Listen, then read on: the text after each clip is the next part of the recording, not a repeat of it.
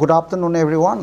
Myself, Rehmanuddin MD Moinam, Principal JNB SEPA East Kameng, and along with me on my right is Sanjeev, PGT Biology and senior most teacher of the school, and on my left is Ritu, TGT English, a very prominent member of our faculty. And we are here to do a press conference on the third year completion and anniversary of the National Policy of Education 2020. Okay, sir. Sir, what is NEP? NEP, National Education Policy 2020, it is the third education policy of the country. What happened is that this policy came into being on 29 July. Okay, it was approved by the Union Cabinet in the year 2020, 29 July, and this 29th of July we are celebrating the completion of the third anniversary of National Education Policy. It is a education policy which will usher in the India into a knowledge superpower in the next decade. What happened is that for a country we need a education policy, and that education policy, you see, as time passes, all education policies become defunct and useless. So we have to provide a education policy because an education policy will guide the youth of the country, the professionals of the country, and the better citizens of the country. तो ये national education policy 2020 जो है ना हमारा, क्योंकि global economy में, global situation में आप देखेंगे तो global ecology, eco system, everything is changing. So we needed a new education policy. That's why Government of India brought this national policy on education 2020. ये ज़रूरी था, इसके लिए हम लोग लाया. तो ये एजुकेशन पॉलिसी की वजह इंडिया में बहुत चेंजेस हो रहा है.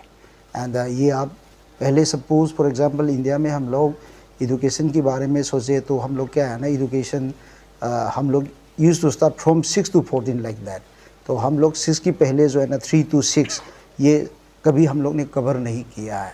तो एक्चुअली हम लोग की अभी इंटेलिजेंस एक्सपर्ट की ओपिनियन जो है ना, एक बच्चा की 3 to 8 जो है ना बहुत इंपॉर्टेंट फॉर्मेटिव ईयर्स है. 3 to 8 बहुत इंपॉर्टेंट ये फॉर्मेटिव ईयर है. तो हमारा पुराना एजुकेशन पॉलिसी में हम लोग क्या है ना, बच्चा को खाली 6 ईयर से लेके हम लोग तो 3 to 6 जो हमने कभी कवर नहीं किया.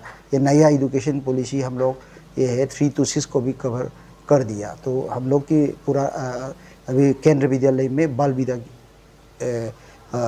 वेदिका इसी तरह हम लोग स्कूल खोलने जा रहे हैं. तो ये this is one of the most important factor of national education policy. And हम लोग का पहले एजुकेशन सिस्टम में आर्ट्स, साइंस, ह्यूमैनिटी की बहुत समझ में ना अंतर, डिफरेंसेस, वाटर टाइट कंपार्टमेंट होता था, ठीक है ना. तो अभी ये नया एजुकेशन पॉलिसी में एजुकेशन में हम लोग आर्ट्स, ह्यूमैनिटी और formal education, non formal education, vocational education, non formal education की कोई अंतर नहीं है. अभी सब एवरीथिंग इज़ इम्पोर्टेंट. एंड यहाँ पे भी हम लोग क्या है ना, को करिकुलर का भी अंतर नहीं है. तो everything is equally important in the new education policy.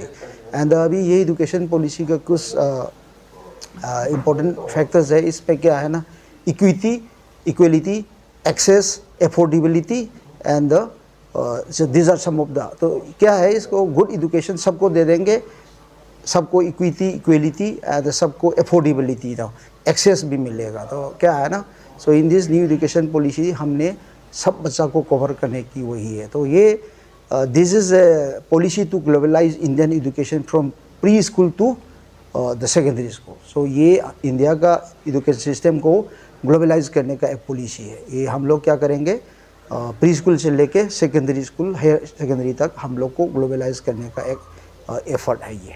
Sir हम थोड़ा जानना चाहिए यहाँ का मदर टंग का और यहाँ का जो लैंग्वेज है NEP. तो NEP में क्या है ना, NEP में actually what happened earlier we used to be language centric in one particular language like that. तो हमारा NEP में क्या बोलता है, all languages must be given importance. तो यहाँ पे मल्टी लैंग्वेजेस की बच्चा को, हर बच्चा को ना मल्टीलिंगुअल बनाना है. क्योंकि लैंग्वेज की पावर, ताकत इतना है, तो the more languages the children know the more they will prosper in life. So ये नेशनल एजुकेशन पॉलिसी में लैंग्वेज के बारे में स्पेशली मल्टीलिंगुअल के लिए इम्पोर्टेंस दिया है. तो so what happen is that in the new education policy, that is the National Education Policy 2020, we are trying to promote multilingualism in the children, so that because if the children are multilingual, they will be more successful in life and in job also. Okay, sir, what are the Indian features of NAP? तो ये हमारा NEP जो है ना, इसको India को 21st century में लेके जाने का आत्मनिर्भर भारत बनाने का एक पॉलिसी है। तो इससे हम लोग को क्या है ना, क्योंकि इंडिया को एक 5 ट्रिलियन इकोनॉमी बनाना है, ठीक है ना, तो 5 ट्रिलियन इकोनॉमी बनाने में हम लोग को ये एजुकेशन, क्योंकि things are changing, global area में आपको चेंजेस है, तो हम लोग को इसके लिए एक नया एजुकेशन पॉलिसी ज़रूरी था। इसी वजह से नेशनल एजुकेशन पॉलिसी हम लोग ने लाया है। तो इसको इंडिया को एक नॉलेज सुपर बनाने में मदद करेगा। तो ये इसमें हम लोग क्या है ना, ये एजुकेशन पॉलिसी की वजह से हम लोग की फंक्शनलिटी में बहुत रिवार्म हो जाएगा, बहुत रिवाइज हो जाएगा। तो रेगुलेशन में, एडमिनिस्ट्रेशन में, ये सब चीज़ में। सर, मेरा नाम जितेंद्र कुमार वर्मा, मैं पीजीटी इकोनॉमिक्स और यहाँ का यूनिवर्सिटी इंचार्ज हूँ। तो हम ईस्ट कामेंग के जो बच्चे हैं जो क्लास 5th में पढ़ रहे हैं, उनके लिए एक मैसेज देना चाह रहे हैं अबाउट यूनिवर्सिटी।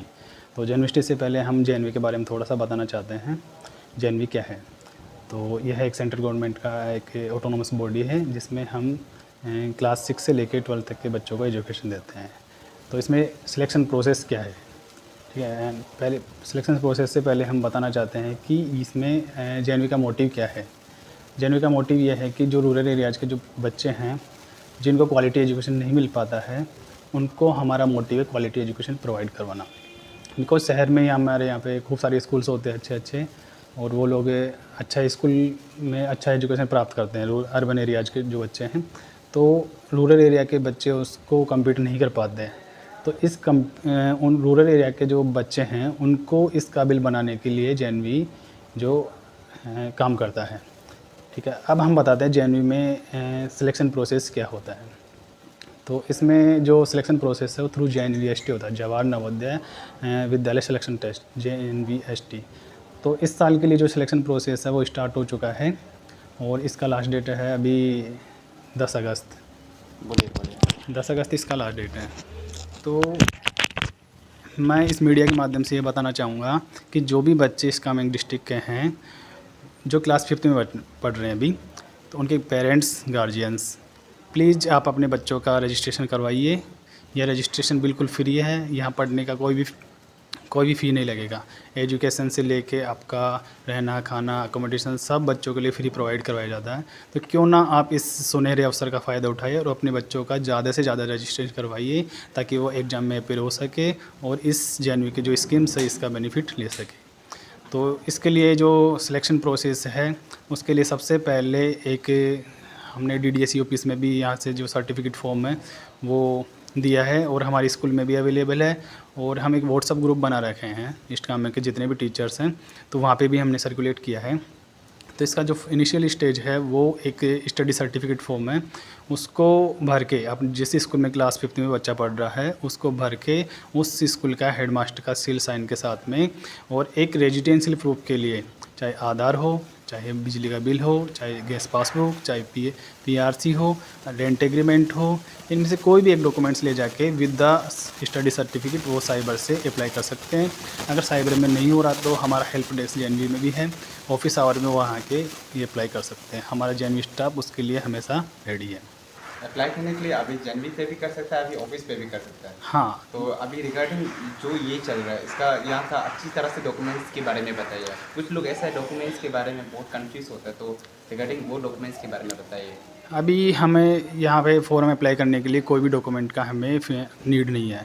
जस्ट एक सर्टिफिकेट फॉर्म है, उस पर हमें इन्फॉर्मेशन डालनी है, जैसे date of birth, SC ST OBC। हमें डॉक्यूमेंट्स का रिक्वायर्ड आफ्टर द सिलेक्शन। अगर बच्चा सेलेक्ट होता है तो उस टाइम पे हमें डॉक्यूमेंट्स का ज़रूरत पड़ता है। उस जो बच्चा, जैसे मान लो अभी डेट ऑफ बर्थ है, उसने कोई डेट ऑफ बर्थ डाली 1 मई 2012, तो उसी डेट ऑफ बर्थ का सर्टिफिकेट हमें सिलेक्शन के टाइम पे चाहिए होगा। अभी फिजिकली हमें कोई डॉक्यूमेंट्स नहीं चाहिए। अगर बच्चा सिलेक्शन होता था तो वेरिफिकेशन के टाइम पे हमें डॉक्यूमेंट्स का नीड होगा। और इसके लिए मैं कुछ एलिजिबिलिटी क्राइटेरिया बताना चाहूँगा। इसमें जो डेट ऑफ बर्थ है वो है 1 मई 2012 से लेके और 31 जुलाई 2014, बोथ आर इंक्लूसिव। तो सर ये भी जानना चाहेगा कि कौन सा क्लास से लेकर कौन सा क्लास तक का लेना चाहिए आपको? ओके सर, इसमें एक्चुअली जो बच्चा ईस्ट कामेंग डिस्ट्रिक्ट का हो और क्लास 5th में स्टडी कर रहा हो, जिसने कंटिन्यू 3, 4 और 5 क्लास ईस्ट कामेंग में स्टडी की हो, और ईस्ट कामेंग डिस्ट्रिक्ट के बच्चों को ही इसमें मौका दिया जाएगा, क्योंकि JNV हर डिस्ट्रिक्ट में एक होता है, तो दूसरे डिस्ट्रिक्ट के बच्चों को वहाँ के JNV में मौका दिया जाएगा। सर आपका नाम? Sanjeev Kumar. Okay. So sir आपसे एक सवाल रहेगा मेरा। 2020 में NAP का क्या प्रभाव था, इसके बारे में थोड़ा आपका विचार है तो बताइए। जो ओल्ड एजुकेशन पॉलिसी थी जो हमारी 1986 में आई थी, उसमें ज़्यादा इम्प्लीमेंटेशन हुआ नहीं था, तो उसमें इम्प्लीमेंटेशन का जो है रिक्वायरमेंट था, सो उसी को देखते हुए जो है 2022 में जो है न्यू एजुकेशन पॉलिसी आई, जिसको हम NEP बोलते हैं। तो उसमें कुछ इम्प्लीमेंटेशन किया गया जिससे हम जो है सभी बच्चा को जो है एजुकेशन दे पाएँ। और इसमें एक मेन इम्प्लीमेंटेशन था, जो पहले जो एजुकेशन पॉलिसी में जो था वो 10+2 वाला पॉलिसी था। उसमें जो हम 6 ईयर से लेकर 18 ईयर के बच्चे को जो है एजुकेशन देता था, लेकिन अभी जो है हम स्टार्टिंग से ही 3 ईयर से लेकर 18 ईयर तक जो है बच्चा को एजुकेशन जो हम देते हैं। तो ये इम्प्लीमेंटेशन है। उसके अलावा इसमें मदर टंग का जो है इम्प्लीमेंटेशन हुआ है कि जो हमको इनिशियल एजुकेशन जो है बच्चा को, हमको उसको मदर टंग में ही जो उसको देना है, जिससे उसका अंडरस्टैंडिंग जो है इंक्रीज हो जाए। और हायर एजुकेशन में क्या था, पहले क्या था कि बच्चा साइंस ले रहा था तो उसमें जो सब्जेक्ट था वो फिक्स था, लेकिन अभी वो सब्जेक्ट जो है फिक्स नहीं है, वो रैंडम जो है कोई भी सब्जेक्ट जो है ले सकता है। हिस्ट्री के साथ जो है साइंस वाला सब्जेक्ट भी ले सकता है, इकोनॉमिक्स वाला सब्जेक्ट भी ले सकता है, तो वो कोई भी सब्जेक्ट ले सकता है। इससे क्या होगा कि बच्चा का जो है डेवलपमेंट जो है अच्छा होगा, वो जो करना चाहता है वो करेगा। कि जैसा कि प्रिंसिपल सर ने बताया कि उसका जो है चारों तरफ जो है चौमुखी विकास जिसको बोलते हैं वो जो होगा उसमें, ठीक है। तो ये जो है 2022 में जो है NEP में इम्प्लीमेंटेशन हुआ है, तो ये जो है फ़ायदा है उसका। ओके, बहुत बहुत धन्यवाद सर। Okay sir. सबसे पहले आपका नाम मैम? मेरा नाम ऋतु है। Okay ma'am, I have one question for you. Correlation of NAP and employment of youth के बारे में आपका क्या विचार है इसमें? See, NEP, whenever we talk about NEP and its correlation with the employment of youth, then the thing that comes to our mind is in the skill development, that is reskilling and upskilling of youth, which was not there in the previous NEPs.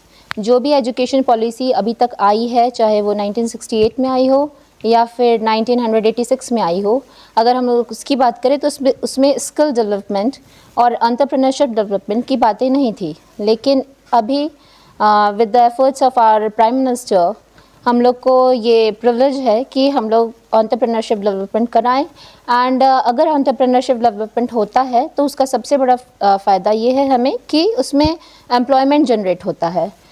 Employment अगर नहीं भी generate होता है तो वो बच्चे skill सीख के अपना खुद का कोई भी व्यवसाय खोल सकते हैं। Means ultimately India is getting benefited. Okay, thank you so much. Thank you.